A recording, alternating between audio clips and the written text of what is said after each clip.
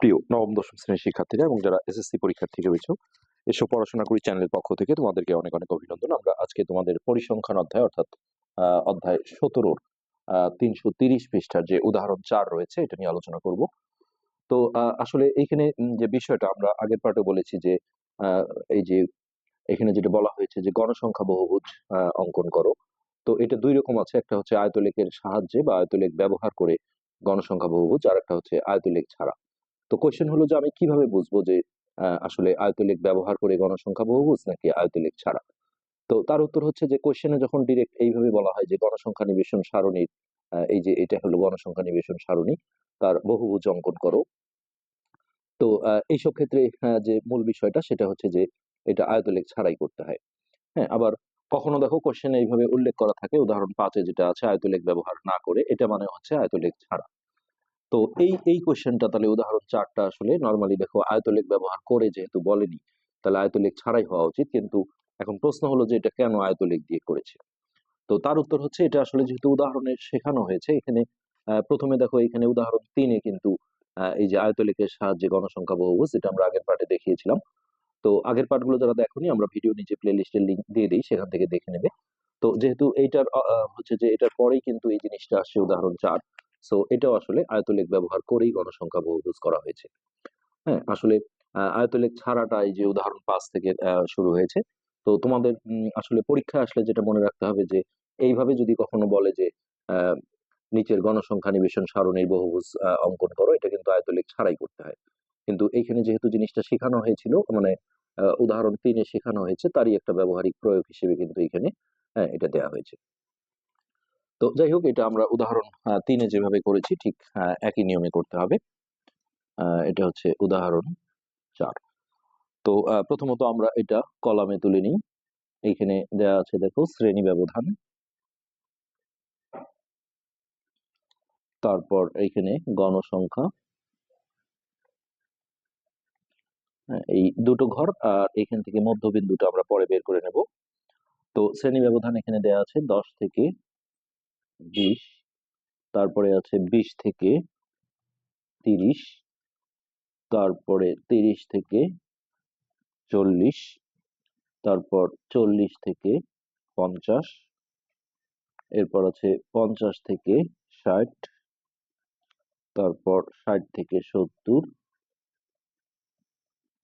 70 থেকে 80, আর 80 থেকে 90। তো এইখানে যে শ্রেণী ব্যবধান গুলো দেওয়া আছে খেয়াল করে দেখো যে যে সংখ্যাটা দিয়ে শেষ হলো সেটা দিয়েই শুরু হলো, এগুলোকে আমরা বলি অবিচ্ছিন্ন শ্রেণী সীমা বা শ্রেণী ব্যবধান। এইসব ক্ষেত্রে আয়তলেখ আঁকতে গেলে কিন্তু আমাদের সুবিধা। হ্যাঁ, আমরা আগের পার্টে যেটা করেছিলাম উদাহরণ 3-এ, এইখানে দেখো যে সংখ্যাটা দিয়ে শেষ হয়েছে তার পরের সংখ্যা দিয়ে শুরু হয়েছিল, আবারও 55 দিয়ে শেষ হলো, 56 দিয়ে শুরু হলো, এটাকে আমরা বলি বিচ্ছিন্ন শ্রেণীব্যাপ্তি। তো এখানে কিন্তু আমাদের এই যে একটা অবিচ্ছিন্ন শ্রেণী সীমা বা শ্রেণীব্যাপ্তি বের করে নিতে হয়েছিল। হ্যাঁ, যেটা করতে গেলে এখান থেকে 0.5 বিয়োগ করতে হয়েছে, আর এটার সাথে 0.5 যোগ করতে হয়েছে প্রতিটা সীমায়। হ্যাঁ, কিন্তু এই ক্ষেত্রে আমাদের কিন্তু এই কাজটা করতে হবে না। তো এখানে আমরা গণসংখ্যাগুলো জাস্ট তুলে নিচ্ছি। আমাদের এগুলো ছিল ঘরগুলো। হ্যাঁ, এইখানে গণসংখ্যা দেওয়া আছে দেখো 8, 8, তারপর 10, এরপর 15, তারপর 30, এরপর 45, 41, 15, আরটা হচ্ছে 7। এগুলো হচ্ছে আমাদের গণসংখ্যা।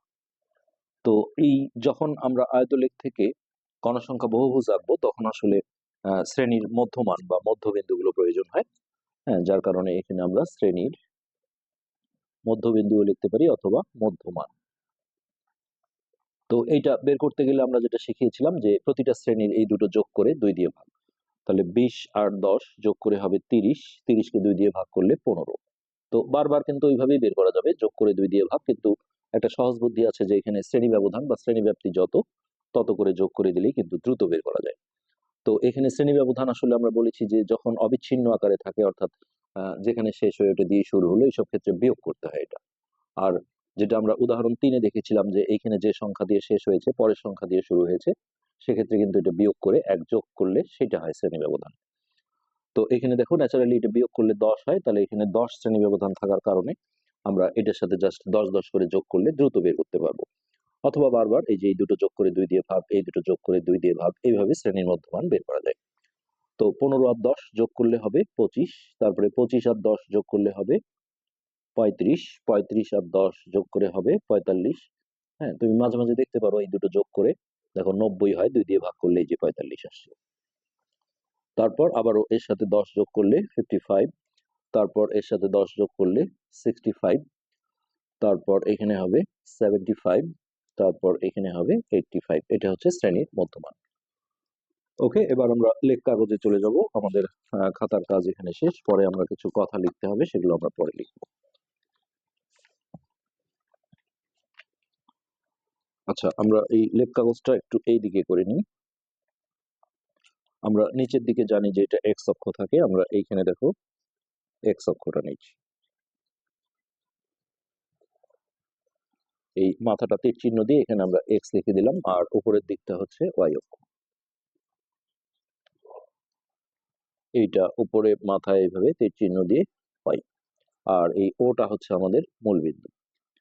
তো এইখানে আমাদের যে কাজটা করতে হবে, আমাদের দেখো এই যে এই পাশের যে সংখ্যাগুলো আছে আমরা এগুলো বসাবো, শেষে গিয়ে আমাদের এই 90 এটা বসাতে হবে। তো এটার জন্য আমরা প্রথমে, আমরা আগে বলেছি যে নর্মালি আয়তলেখ আঁকলে আমরা এই ঘর থেকে শুরু করি, কিন্তু যখন এই আয়তলেখ থেকে গণসংখ্যা বহুভুজ আসবে তখন আমরা এই ঘরটা থেকে শুরু করব। আর বেসিক্যালি তোমরা বোর্ড কোশ্চেন গুলো দেখবে যে আয়তলেখ থেকে গণসংখ্যা বহুভুজ আমি অন্তত কোথাও দেখিনি বোর্ড কোশ্চেনে। আসলে নর্মালি যেটা গণসংখ্যা বহুভুজ সেটি কিন্তু পরীক্ষা আসে, তারপর আমরা আসলে পড়াচ্ছি।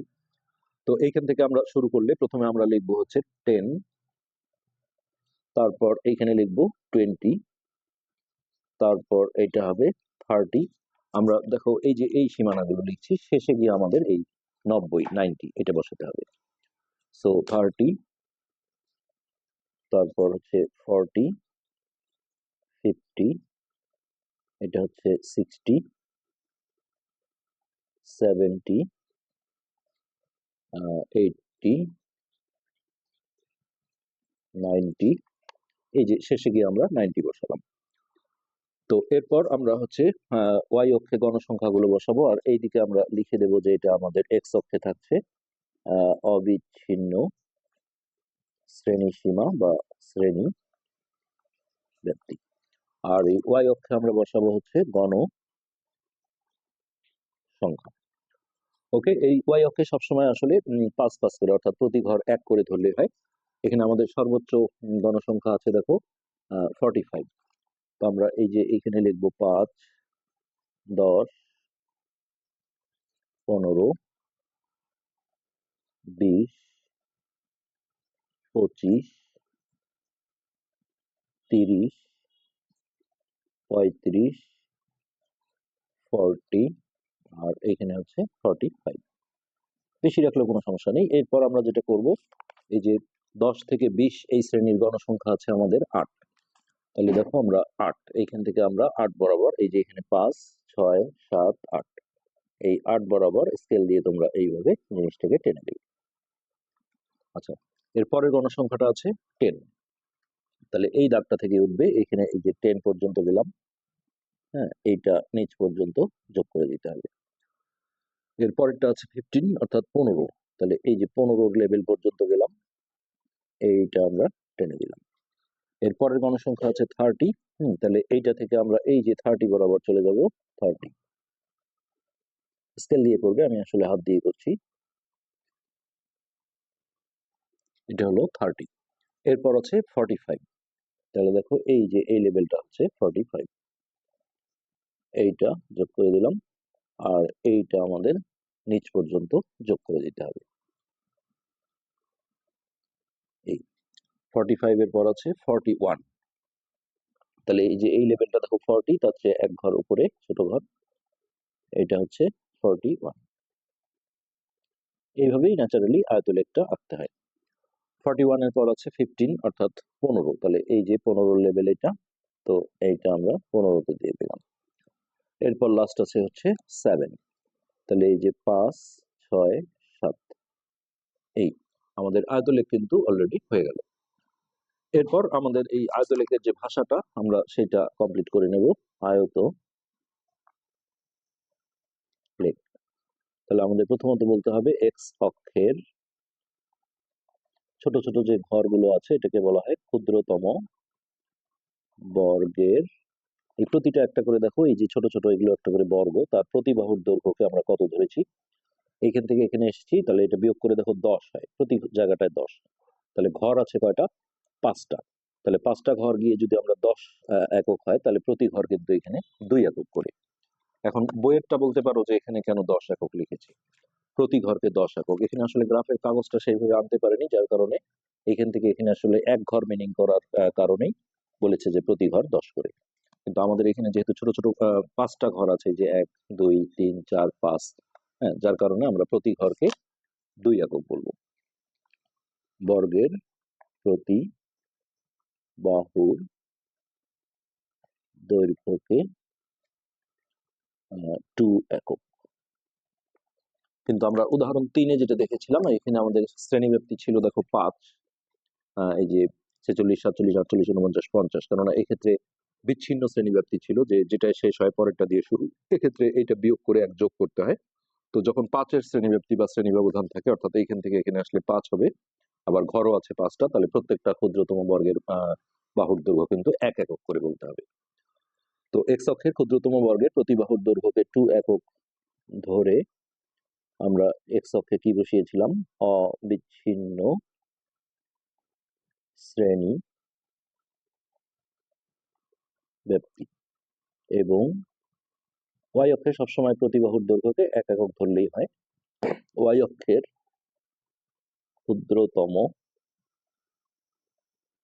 বর্গের প্রতি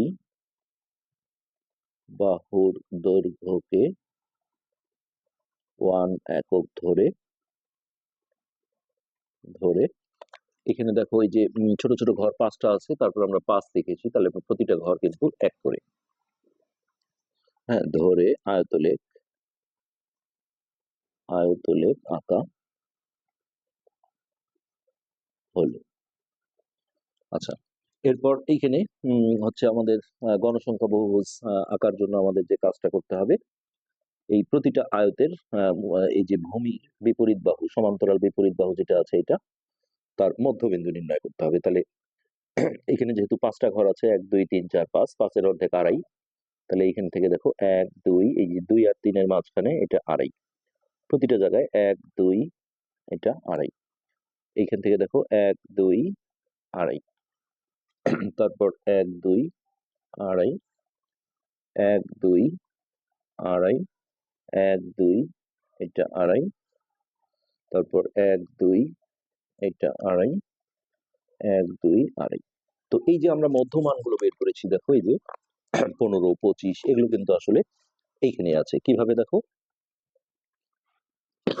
সরি, এখানে আমাদের প্রথম 10 থেকে 20 শ্রেণীর মধ্যমান আসছিল দেখো 15।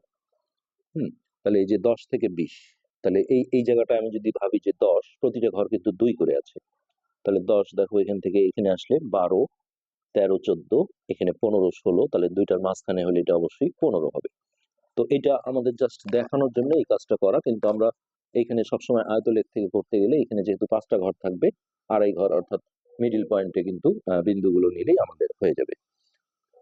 তো এবার এই মধ্যমান বা মধ্যবিন্দুগুলো আমরা স্কেল দিয়ে এইভাবে যোগ করে দেব। তো এইটার সাথে যাবে এইটা, এইটার সাথে যাবে এইটা, তারপর এইটা, এইটার সাথে চলে আসবে একদম এই যে নিচের এইটা, এটা, তারপর এটার সাথে এইটা। আর এক্ষেত্রে এটা হচ্ছে যে এই শুরুটা আর শেষটা এক্স অক্ষের সাথে কানেক্ট করে দিতে হয়।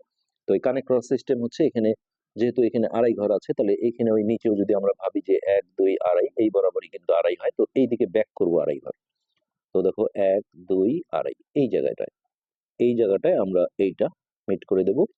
আর এটা হচ্ছে পরের দিকে, এই যে এইখান থেকে 1 2 আড়াই, মানে 2 আর 3-এর মাঝখানে এইটার সাথে কানেক্ট করে দেবো। এটা হচ্ছে আয়তলেখ সুন্দর দেখানোর জন্য, বা এটা একটা নিয়ম যে দুই কোণাটা আসলে জয়েন করে দিতে হয় এক্স অক্ষের সাথে। তো এটার জন্য আমাদের এখন ওই লেখাটা লিখতে হবে যে গণসংখ্যা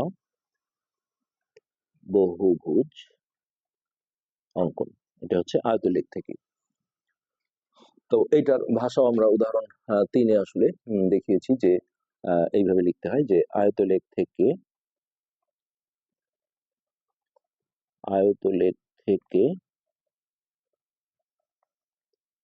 গণসংখ্যা বহুভুজ আঁকার জন্য প্রতিটি আয়তের ভূমির সমান্তরাল বিপরীত বাহুগুলোর মধ্যবিন্দু নির্ণয় করি। অর্থাৎ এই যে এখানে দেখো এগুলো প্রতিটা একটা করে কি আয়ত ছিল, তাদের এটা হচ্ছে ভূমি, তার সমান্তরাল বিপরীত বাহু এটা, তার যে মধ্যবিন্দু অর্থাৎ আড়াই ঘর, এটা আমরা আগে নির্ণয় করেছিলাম। হ্যাঁ, এরপর বিন্দুগুলো পরপর যোগ করে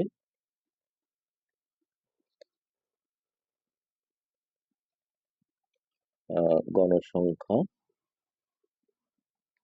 বহুভুজ আঁকা হলো। এরপর এইখানে হচ্ছে যে আমরা বলতে পারি যে এর শুরুর প্রান্ত বিন্দু এটা না বললে সমস্যা নেই, এবং শেষ যে মধ্যবিন্দুটা ছিল এটা এক্স অক্ষের সাথে সংযুক্ত করা হয়েছে। এটা বইয়েও দেখো উদাহরণ 3-এর ক্ষেত্রে লিখেছিল এই যে গণসংখ্যা বহুভুজ সুন্দর দেখানোর জন্য প্রথম এবং শেষ আয়তের মধ্যবিন্দুর সংযোগ রেখাংশের প্রান্ত বিন্দু দ্বয় শ্রেণী ব্যবধান নির্দেশক এক্স অক্ষের সাথে সংযুক্ত করা হয়েছে। তবে এটা না লিখলেও কোনো সমস্যা নেই। আর আমি যেটা বারবার বলছি, আয়তলেখ থেকে গণসংখ্যা বহুভুজ এটা পরীক্ষায় কিন্তু একেবারেই আসে না বা আসেনি বিগত সালগুলোতে। তারপর আমরা করলাম। আর এইখানে আমরা যেটা বলবো যে এখানে আমাদের একটা ভাঙ্গা চিহ্ন দেওয়ার কথা আয়তলেখের ক্ষেত্রে, এই জায়গাটা আমরা এইভাবে একটা ভাঙ্গা চিহ্ন দিয়ে দিতে পারি। তবে এই অঙ্কের ক্ষেত্রে আসলে ভাঙ্গা চিহ্নটা আসে না এই কারণে যে এটা শুরুটা দেখো 10 থেকে 20 ছিল, আবার শ্রেণী ব্যবধান বা শ্রেণীব্যাপ্তিও 10 ছিল, কিন্তু এখানে এই যে আমাদের ও আছে অর্থাৎ এটাকে আমরা যদি 0ই ধরি, হ্যাঁ এখান থেকে এখানে কিন্তু 10 আছে, যার কারণে এই অঙ্কটার ক্ষেত্রে আমাদের এই ভাঙ্গা চিহ্নটা না দেওয়াটাই উত্তম হবে, যেটা বইও কিন্তু আসলে দেখো এই যে ভাঙ্গা চিহ্নটা এখানে আনেনি। তো যাই হোক, আমরা এই আয়তলেখের সাহায্যে গণসংখ্যা বহুভুজ কমপ্লিট করে ফেললাম। আজকের পাঠ এখানেই শেষ করছি। ধন্যবাদ।